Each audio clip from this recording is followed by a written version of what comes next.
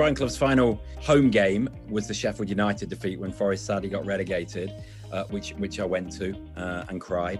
And then the following Saturday was Ipswich away, which again I went to, which turned into, as you probably remember, a celebration of Brian Clough. And I just remember the Forest fans never stopped chanting. Ipswich fans showed brilliant acclaim for Brian Clough too. But his final game, and we remember how important Brian Clough even thought reserve games were, which kind of, I don't know whether it's kind of fitting that his final game as a Forest manager with Forest involvement was a reserve game. Really can't remember who they played at home. I think it was the Tuesday or the Wednesday after that final game at Ipswich, and there was a reserve game. But after the game, we stood around and waited for Brian Clough outside the ground. So we were outside the main stand in the car park.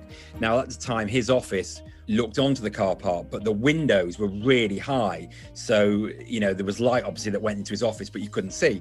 There was a group of us, I think about 6 or 7, of which I was probably the youngest. I was at senior school by then, so 14, 15.